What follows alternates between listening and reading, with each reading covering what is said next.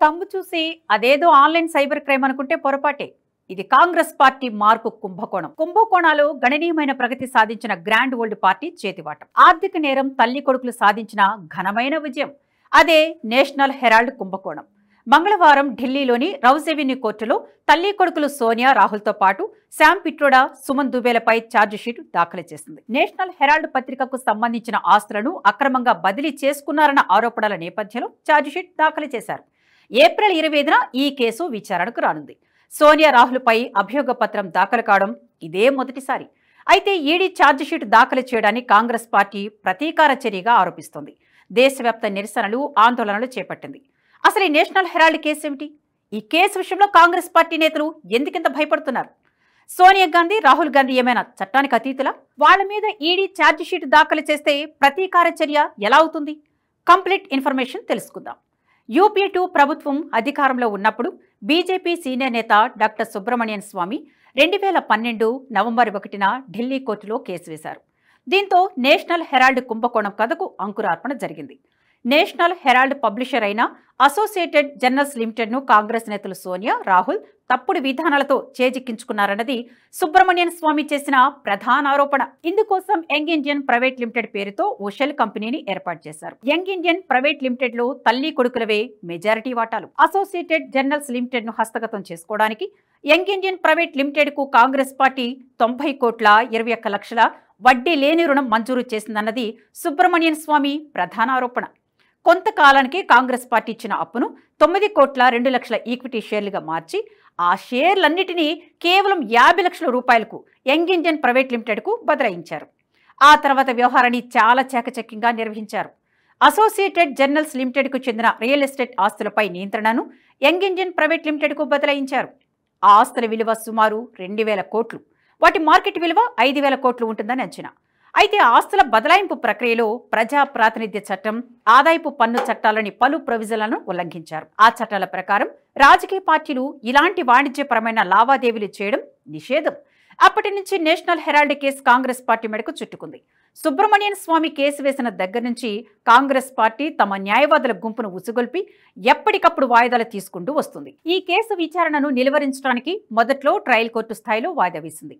తర్వాత హైకోర్టు, ఆపైన సుప్రీంకోర్టు తలుపు తట్టారు ఆ పార్టీ న్యాయవాదులు. కానీ ప్రతిసారి న్యాయస్థానాలు వారికి చుక్కెదురవుతుంది. సుబ్రమణ్యన్ స్వామి ఫిర్యాదు ఆధారంగా 2014 జూన్ 26న సోనియా, రాహుల్ సహా పలువురిని కోర్టుకు హాజరు కావాలంటూ ట్రయల్ కోర్టు సమన్లు జారీ చేసింది. అయితే సమన్లను నిందితులు ఢిల్లీ హైకోర్టులో సవాల్ చేశారు.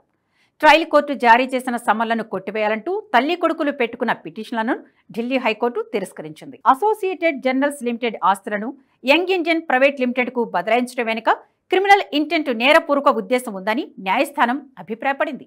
ప్రాథమిక స్థాయిలోనే దర్యాప్తు ప్రక్రియను నిలిపివేయడం సాధ్యం కాదని తేల్చి చెప్పింది. ఈ కేసులో నిందితులు సుప్రీంకోర్టు తలుపు తట్టారు. దీంతో నిందితులు ప్రత్యక్షంగా విచారణకు హాజరు కానవసరం లేదంటూ సర్వోన్నత న్యాయస్థానం మినహాయింపించింది. కానీ విచారణ ప్రక్రియను కొట్టేయడానికి మాత్రం నిరాకరించింది. కేసు దర్యాప్తును ముందుకు సాగనీయవచ్చని తేల్చి చెప్పింది. చట్టపరమైన ప్రక్రియను ఎవరూ ఆపడానికి వీలు లేదని స్పష్టం చేసింది. ఆ తర్వాత ఆదాయపు పన్ను విభాగం 2011-12 ఆర్థిక సంవత్సరానికి గాను సోనియా, రాహుల్ ఆస్తులపై పన్ను అంచనాలను పరిశీలించడానికి నేషనల్ హెరాల్డ్ కేసును రీఓపెన్ చేసింది. అసోసియేటెడ్ జర్నల్స్ లిమిటెడ్ అక్విజిషన్ కు సంబంధించిన వాస్తవాలను బహిర్గతం చేయాలని ఆదేశించింది. ఆ ఆదేశాన్ని నిందితులు ఢిల్లీ హైకోర్టులో సవాల్ చేశారు. అయితే వారి పిటిషన్లను 2018 సెప్టెంబర్ 10న కోర్టు తిరస్కరించింది. ఆదాయం వివరాలు సరిగ్గా రాలేదన్న అనుమానాలు ఎవరికైనా ఉంటే ఐటీ రిటర్న్లను రివాల్యుయేషన్ చేసే అధికారం ఈ విభాగానికి ఉందని ఢిల్లీ కోర్టు స్పష్టం చేసింది. మనీ లాండరింగ్ నిరోధక చట్టంలోని నిబంధనల ప్రకారం ఈడీ తాజాగా అంటే 2025 ఏప్రిల్ 15న సోనియా, రాహుల్ తదితరులపై ఛార్జ్ షీట్ దాఖలు చేసింది. నేషనల్ హెరాల్డ్ పత్రికకున్న $30 కోట్ల విలువైన ఆస్తిని చట్టవిరుద్ధంగా ఆక్రమించాలనే దురుద్దేశంతో నిందితులు ఒక షెల్ కంపెనీని ఏర్పాటు చేశారని ఈడీ ఆరోపించింది. ఈడీ తీసుకుంటున్న ఈ చట్టపరమైన చర్యల వల్ల సోనియా, రాహుల్తో పాటు సీనియర్ కాంగ్రెస్ నాయకుల గుండెల్లో రైళ్లు పరిగెడుతున్నాయి. అందుకే ఈడీ ఛార్జ్ షీట్ను కాంగ్రెస్ పార్టీ రాజకీయం చేస్తోంది. అధిష్టానం కోసం దేశవ్యాప్తంగా ఆందోళనలకు తెరతీశారు కాంగ్రెస్ నాయకులు. అసలు నేషనల్ హెరాల్డ్ చరిత్ర ఏమిటి? సోనియా, రాహుల్పై ఛార్జిషీట్ దాఖలైతే దేశవ్యాప్త నిరసనలు చేపట్టడం ఏంటి తెలుసుకునే ప్రయత్నం చేద్దాం. భారత స్వాతంత్రోద్యమం సమయంలో తమకంటూ ఒక పత్రిక ఉండాలని జవహర్లాల్ నెహ్రూ వంటి కాంగ్రెస్ నాయకులు భావించారు. 5,000 మంది వాటాదారులతో అసోసియేటెడ్ జర్నల్స్ లిమిటెడ్ పేరుతో పబ్లిషింగ్ కంపెనీని ప్రారంభించారు. ఆ కంపెనీలో ₹10 ముఖ విలువ కలిగిన 90 లక్షల షేర్లు ఉన్నాయి. ఆ సంస్థ ద్వారా నేషనల్ హెరాల్డ్ పత్రికను ప్రచురించసాగారు. ఆ పత్రిక కార్యాలయాల కోసం ప్రభుత్వం దేశంలోని ప్రధాన నగరాల్లో చాలా చోట్ల విలువైన స్థలాలను నామమాత్రపు ధరకు కేటాయించింది. కాలక్రమంలో ఆ పత్రిక ప్రాభావం తగ్గిపోయింది. సర్క్యులేషన్ లేక మూతపడిపోయింది. కానీ అప్పులు మాత్రం మిగిలాయి. 2008 నాటికి అసోసియేటెడ్ జర్నల్స్ లిమిటెడ్కు 90 కోట్ల కంటే ఎక్కువ అప్పులు ఉన్నాయి. వాటిని తీర్చడం కోసం కాంగ్రెస్ పార్టీ అసోసియేటెడ్ జర్నల్స్ లిమిటెడ్కు 90 కోట్లు వడ్డీ లేని రుణం అందజేసింది. నిజానికి నేషనల్ హెరాల్డ్ పత్రికకు 1000 కోట్ల ఆస్తులున్నాయి. వాటిలో కొన్నింటిని విక్రయించిన 90 కోట్ల అప్పును ఈజీగా తీర్చేయొచ్చు. కానీ ఆ పత్రికకున్న 1000 కోట్ల రూపాయల విలువైన ఆస్తులపై గాంధీ కుటుంబం కన్నపడింది. అందుకే కథ మారిపోయింది. అసలు ఈ స్కామ్ ఎలా జరిగింది, ఇందులో ఎవరి పాత్ర ఎంత అనే విషయాలను తెలుసుకునే ప్రయత్నం చేద్దాం. 2010లో యంగ్ ఇండియన్ ప్రైవేట్ లిమిటెడ్ కంపెనీని 5 లక్షల మూలధనంతో ఏర్పాటు చేశారు. అందులో 38% వాటా సోనియాది కాగా మరో 38% వాటా రాహుల్కు చెందుతుంది.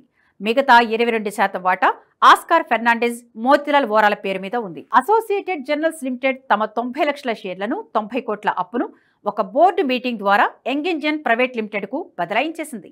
ఇక్కడ విచిత్రం ఏంటంటే తమ వాటాదారులకు మాట మాత్రమైన చెప్పకుండా షేర్లను బదిలీ చేసేసింది. అంటే నేషనల్ హెరాల్డ్ పత్రికకు ఉన్న 9 కోట్ల మూలధనం, కాంగ్రెస్ పార్టీ నుంచి వడ్డీ లేకుండా తీసుకున్న 90 కోట్ల అప్పు, ఇంకా నేషనల్ హెరాల్డ్ పత్రికకు దేశంలోని వివిధ నగరాల్లో ప్రధాన కూడళ్లలో ఉన్న 1000 కోట్ల రూపాయల విలువైన ఆస్తులన్నీ యంగ్ ఇండియన్ ప్రైవేట్ లిమిటెడ్కు బదిలీ అయ్యి చేతికి చిక్కాయి. పేరు యంగ్ ఇండియన్ ప్రైవేట్ లిమిటెడ్దే, కానీ దాని నిజమైన యజమానులు సోనియా, రాహుల్ మాత్రమే.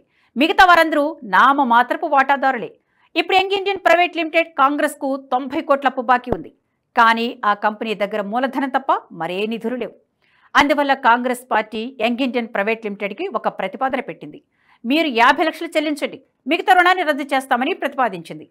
ఆ 1/2 కోటి అప్పు తీర్చడానికి కూడా యంగ్ ఇండియన్ ప్రైవేట్ లిమిటెడ్ దగ్గర నిధులు లేవు. అందువల్ల ఆ సంస్థ కోల్కతాలోని ఒక షెల్ కంపెనీ నుంచి 1 కోటి అప్పుగా ఇచ్చింది.